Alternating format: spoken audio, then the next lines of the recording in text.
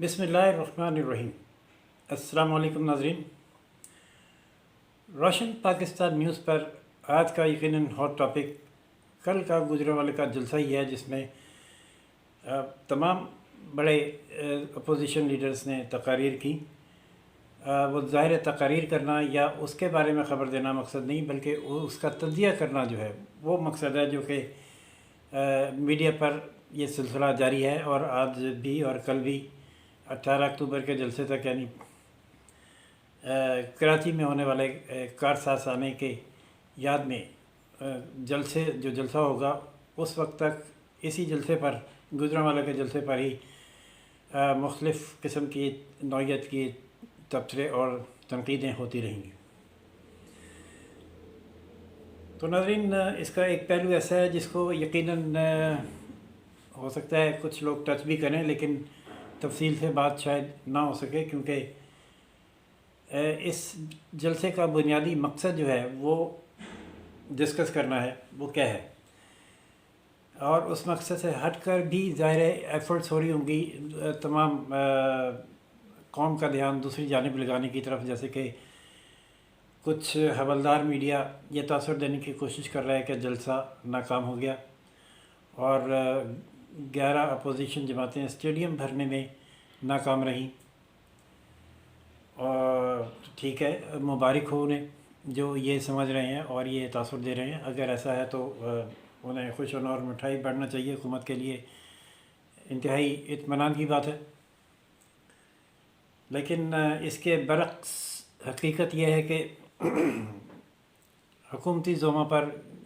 और उनके चेहरों पर नज़र आने वाली घबराहट वाज़ेह है, जिसकी वजह इस जलसे की भरपूर कामयाबी है। कभी ऐसा नहीं हुआ कि रात के 1:30 बजे तक तकरीरें हुई हों और लोग जलसा गाह में मौजूद रहे हों। ये कहना कि जी लोग जलसा गाह से जाना शुरू हो गए थे, उसकी वजह ना तो ताख़ीर थी और ना ही बोरियत, बल्कि ये अमूमन होता है कि जो ही कोई भी तकरीब जब एंड की तरफ जाना शुरू होती है तो कुछ मोहतात लोग पंडाल से या रश वाली जगह से निकलना शुरू कर देते हैं, ताकि वो फंस ना जाएं या कुचले ना जाएं या घेरे में ना आ जाएं, कोई हड़बोंग ना हो। ये नेचुरल है। चलें, अगर वो इसको भी जवाज़ बना के खुश होना और मुतमईन होना चाहते हैं तो मुबारक हो उन्हें। बात हो रही थी कि तकरीरों की, कि जो पूरी कौम थी, जो सपोर्टर हैं मौजूदा हुकूमत के भी और मौजूदा हुकूमत के लाने वाले असल हुक्मरानों के भी, उनकी तवज्जो भी तकरीर के कंटेंट पे थी। और जो सपोर्टर्स हैं अपोजिशन के और इस हुकूमत से तंग है और इस हुकूमत से निजात हासिल करना चाहते हैं, इस हुकूमत के लाने वालों से निजात हासिल करना चाहते हैं, उनका भी पूरा कंसर्न ये था, ये देखना था कि लीडर्स बात क्या करते हैं। क्योंकि समझा ये जा रहा था कि ये जो तहरीक है ये मौजूदा हुकूमत या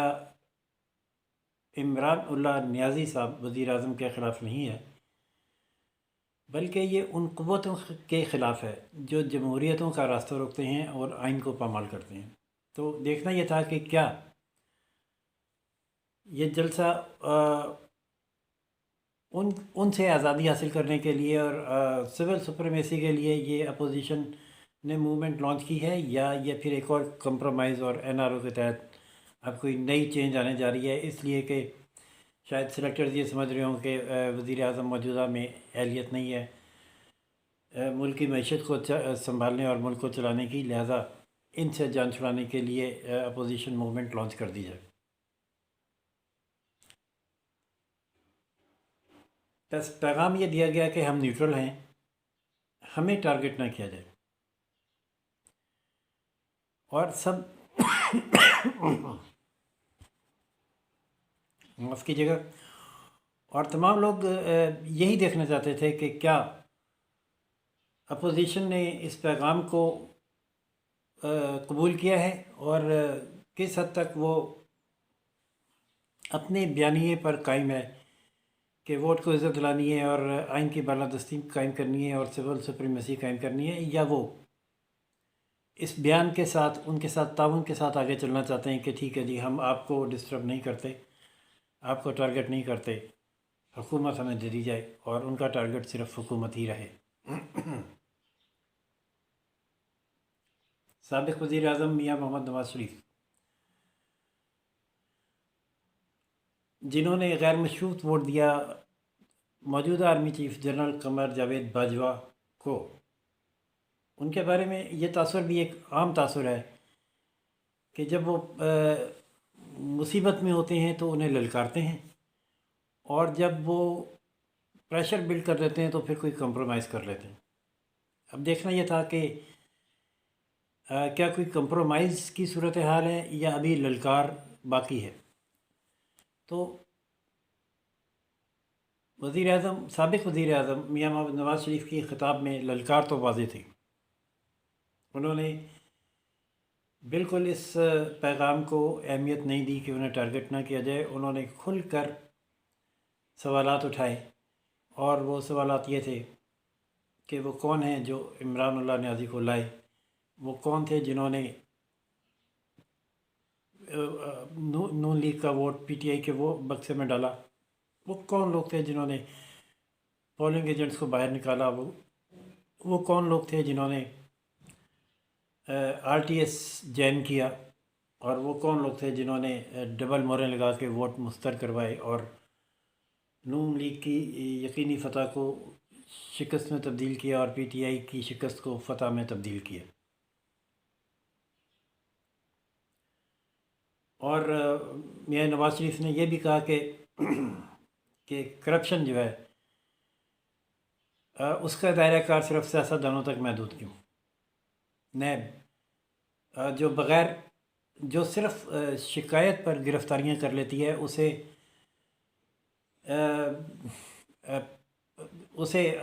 جنرل عاصم سلیم باجوہ کی کرپشن کیوں نظر نہیں آ رہی، اور وہ اب تک کیوں گرفتار نہیں ہوئے۔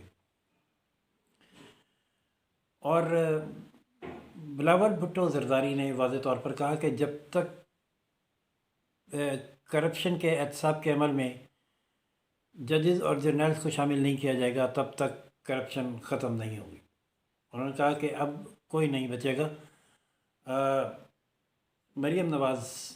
تو ہیں ہی واضح اپنے موقف میں اور ٹارگٹ میں، انہوں نے تو لڑائی کا آغاز ہی اسٹیبلشمنٹ کے ساتھ،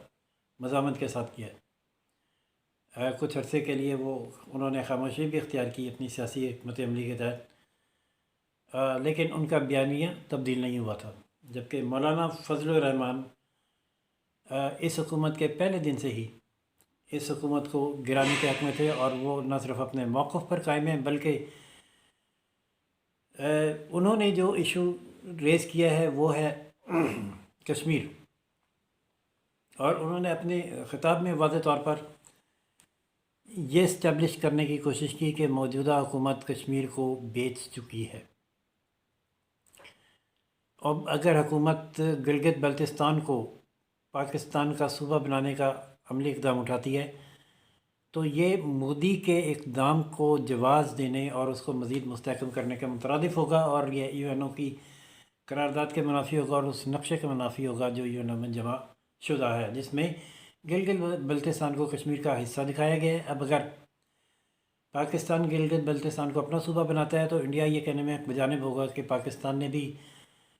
کشمیر کے ایک حصے کو اپنا حصہ بنایا اور یہ تو ہے ہی ہمارے ساتھ، جو درمیان میں رہ گیا اس کی بات کریں۔ جبکہ بلاول بھٹو زرداری نے یہ واضح طور پر بتایا کہ مودی کا جو الیکشن تھا اس کے منشور میں یہ بات شامل تھی کہ وہ کشمیر سے متعلق آئینی شق ختم کر کے کشمیر کو اپنا حصہ بنا لے گا، اور ولا علم ان کا یہ دعویٰ ہے کہ وزیر اعظم عمران خان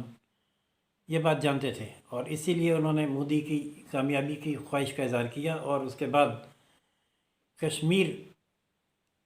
پر احتجاج کرنے یا کشمیر حاصل کرنے کی کوشش کرنے کے بجائے وہ کلبھوشن کے وکیل بن گئے، اور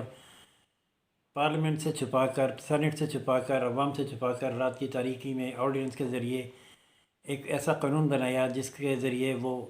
کلبھوشن کو عدالتی معاونت یا دلوانا چاہتے ہیں اور وکیل فراہم کرنا چاہتے ہیں اور انہیں رہا کرنے کے خواہش مند ہیں، جبکہ ہونا یہ چاہیے تھا کہ کلبھوشن کو، ساری دنیا کو کلبھوشن کا چہرہ دکھا کر یہ بتانا چاہیے تھا کہ انڈیا پاکستان میں دہشت گردی کر رہا ہے۔ مولانا فضل الرحمان نے یہ بھی اسٹیبلش کرنے کی کوشش کی کہ عمران خان نیازی عالمی ایجنڈے کے تحت اس ملک میں قانون سازی کر رہے ہیں، جس کا ثبوت یہ ہے کہ جو وہ بجٹ بناتے ہیں وہ IMF کے نمائندے بناتے ہیں، اور جو قانون سازی ہو رہی ہے وہ FATF کے دباؤ میں ہو رہی ہے۔ اس کے باوجود ان کا یہ اس تناظر میں وزیر اعظم کا یہ دعویٰ کہ وہ عالمی ایجنٹ نہیں ہے کسی طرح بھی قابل قبول نہیں ہو سکتا، جبکہ معیشت کی حالت یہ ہے کہ عوام کی دال روٹی بھی پوری نہیں ہو رہی، جائے کہ علاج اور رہائش اور دیگر لوازمات۔ اور جب کوئی ملک معاشی طور پر کمزور ہو جاتا ہے جیسے کہ یونائٹڈ اسٹیٹ آف رشیا، تو پھر وہ پارا پارا ہو جاتا ہے۔ اگر یہ رشیا جیسی قوت معیشت کی تباہی کے بعد متحد نہیں رہ سکی تو پاکستان معیشت کی اس زبوں حالی کا بوجھ برداشت نہیں کر پائے گا۔ سب کا یہ متفقہ نقطہ نظر تھا کہ اب وقت آ گیا ہے کہ جمہوریت کی بالادستی کے لیے جدوجہد کی جائے، آئین کی سپریمیسی کے لیے جدوجہد کی جائے، اور جو آئین کے دائرہ کار سے تجاوز کرتے ہیں، جو جمہوریتوں کو پامال کرتے ہیں، جو حکومتیں بنانے اور بگاڑنے کی اقدامات کرتے ہیں، ان سے گلو خلاصی حاصل کی جائے۔ یہاں پر ایک کچھ صحافی یہ تنقید کر رہے ہیں کہ PTM پشتون تحریک موومنٹ کے نمائندے، جو کہ منتخب نمائندے بھی ہیں، پارلیمنٹیرین ہیں، اسٹیج پر موجود نہیں تھے، تو کیا یہ کوئی ڈیل کے تحت ایسا ہوا؟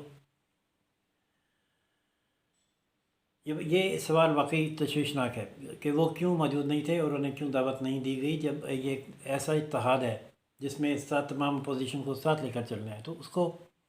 اس کی ایک وجہ تو یہ ہو سکتی ہے کہ شاید وہ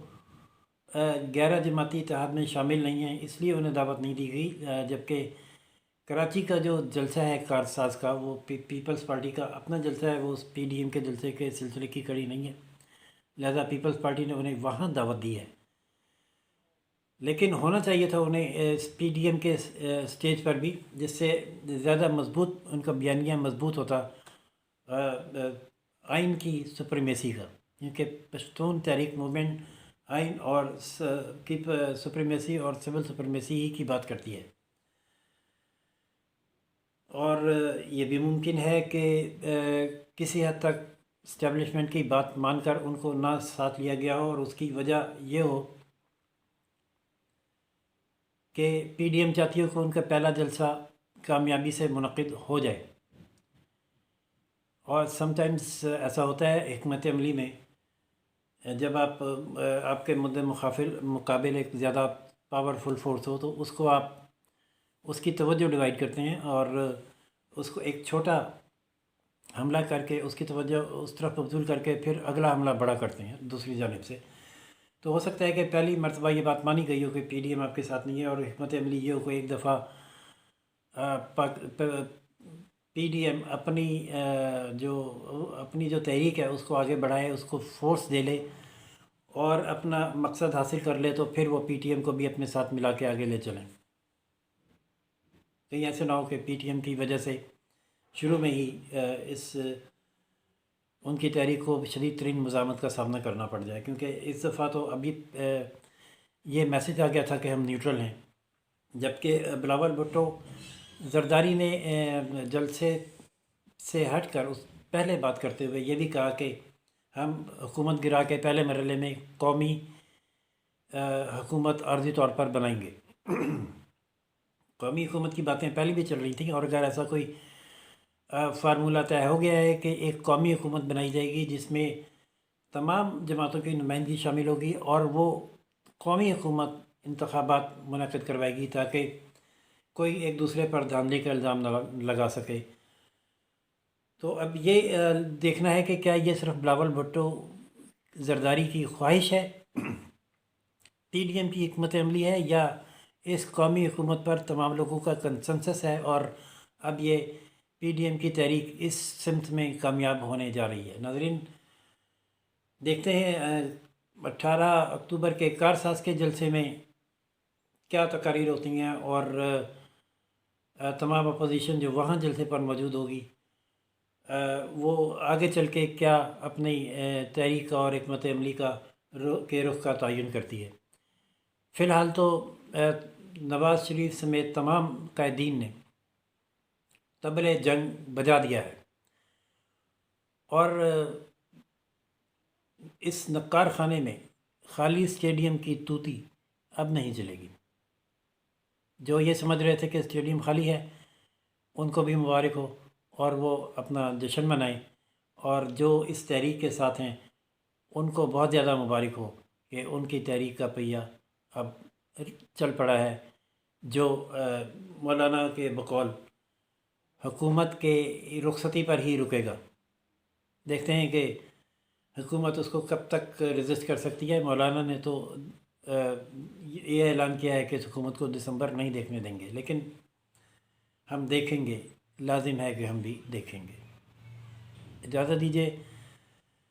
روشن پاکستان سے راشد ویپور، لائک، سبسکرائب اور شیئر کرنا نہ بھولیے۔ اللہ حافظ۔